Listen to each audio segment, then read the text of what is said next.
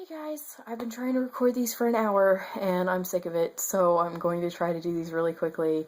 I just, I keep getting interrupted basically. Like, before, my brother was in his room and he was talking on the phone and you could hear him talking on the phone in my video. And just now, my parents wanted me, so, things. So I'm gonna try to do this fast. Okay, so this first video is going to be me talking about fairy tales, because I read a lot of fairy tales this month, and they were all kind of nuts. Basically, I read a lot of fairy tales from the Grimm brothers, or I guess a handful. I think I read 4 or 5.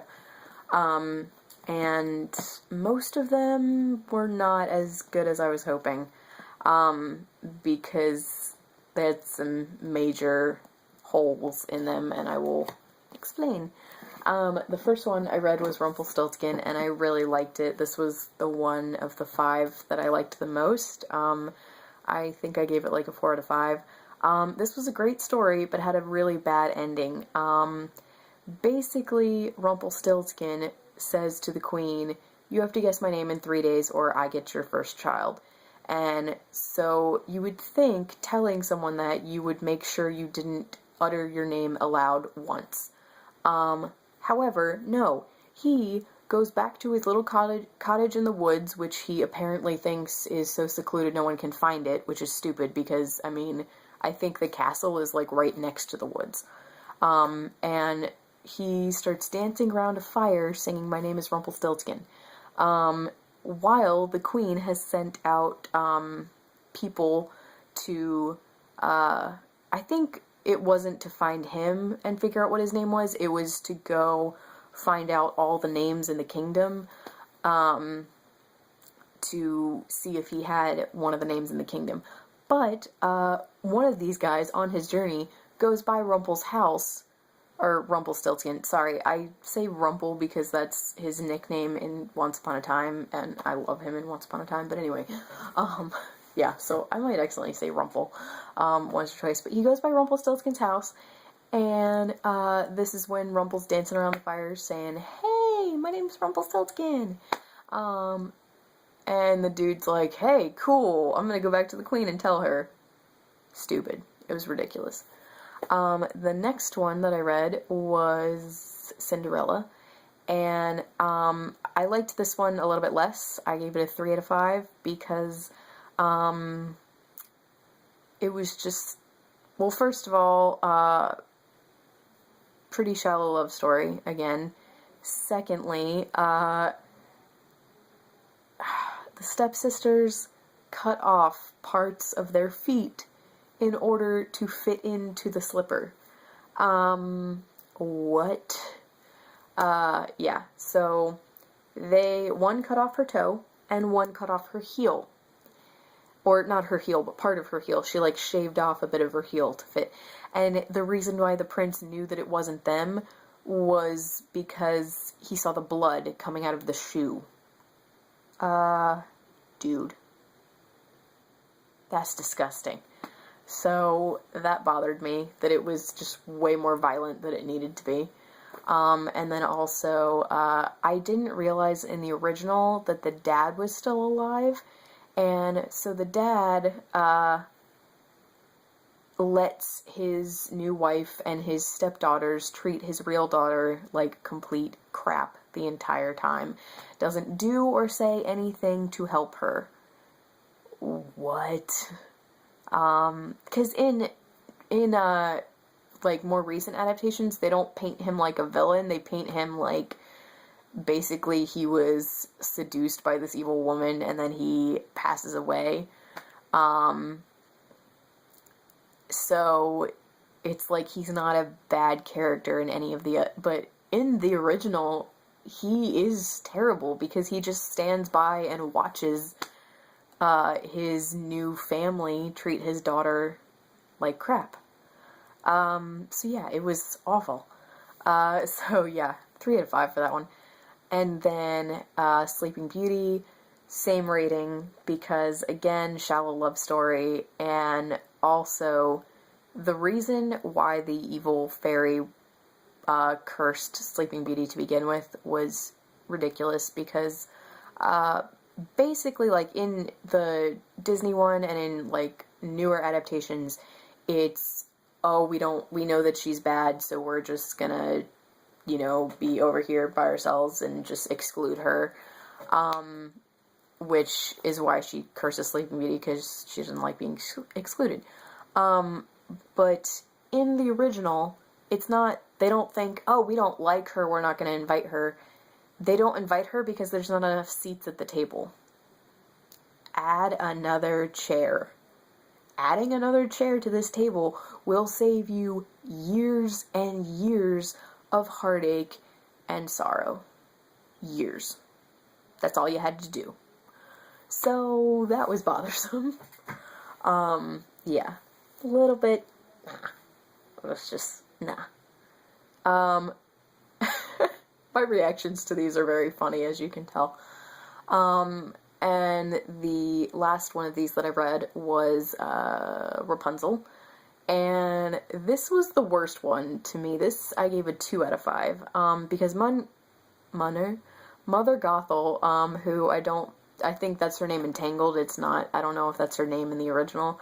But Mother Gothel is ridiculous. She is cruel beyond reason. Yeah, she's mean beyond reason, basically. Like, she just takes the child to take her, and it's not that she takes the child because she wants a daughter. She just takes her and then raises her as if she's an animal of some sort, and it's like, what? She's not, no. That's, no. And then, again, really shallow love story. The prince, hears her singing and falls in love with her, and then she sees him and is like, oh, you're hot. Okay, I love you. And Rapunzel's character in general is the dumbest. Like, she's the dumbest character because, first of all, stranger danger. How do you not know the difference between a deep male voice and the voice that you've heard every day for however many years? Because her mother, always says, Rapunzel, Rapunzel, let down your hair. And then one day this random dude says it and you don't hear the difference? Come on. And then also, if your one secret that you can't tell anyone is that you have this secret relationship, so, like, it's the one thing you have to keep from your mother, you would think that would be doable. But no. She, one day, just randomly forgets that she has to keep it a secret and says, hey, Mom, how come you're so much heavier than the prince? When the prince asks me to come up here, like, I can lift him up, no problem, but you're heavy. What? No. What? Oh, and also, I would just like to point out, in this story, they're totally getting it on, like, the whole time, because, not Mom and Rapunzel, Prince and Rapunzel, because he, like, at the end with the punishment, where he's looking for her for years and years, and then she has these 2 kids at the end, it's like, oh, okay, well, you two haven't seen each other in a long time, so clearly in the tower. And I think there's even this one point where it says that her dresses are getting tight or something. I don't know, maybe not. I don't know, but yeah. So, that was ridiculous. It was just, wow. So I didn't like most of those. I ended up liking Rumpelstiltskin, but just not liking the ending. But the others were just, no. And then I read Beauty and the Beast, which I completely loved. Completely. I loved the characters, I loved the setting, I loved the details, like the intricate little details of the magic and everything. It was wonderful, and I don't have anything bad to say about it, so I guess I should move on. It was wonderful. And then the last fairy tale that I read, and I say fairy tale in quotes because it's actually a retelling, was Snow, Glass, and Apples by Neil Gaiman. And I had to give it, I think I gave it a 3.5 because his writing is so amazing that it made up for the disturbing plot. But I had to dock a 1.5 because basically he retells it as what would happen if the evil queen was right to try to get rid of Snow White the entire time, because Snow White was really a vampire child. But she seems worse than a vampire. But anyway, so Snow White's this little demon child who kills her father, and that's why the evil queen tries to get rid of her, which I thought that was a really great twist. However, it did scare the ever-living daylights out of me, and secondly, there were some parts of this that were too disturbing, even knowing that it was an adult retelling of a fairy tale. I thought there were some parts that were unnecessary. Like, at one point, you realize that when Snow White killed her father, and when she kills any of these men, she also has sexual relations with them first, and one of them was supposedly her dad.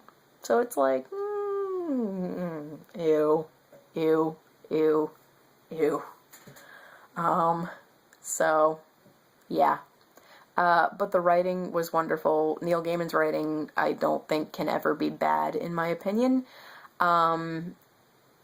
He's wonderful. So that's why I gave this story as much as I did, or as high rating as I did.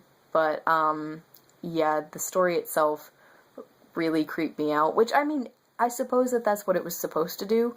But again, like, there were parts that I thought were unnecessary. So, yeah. Okay, so those are all the fairy tales that I read this month.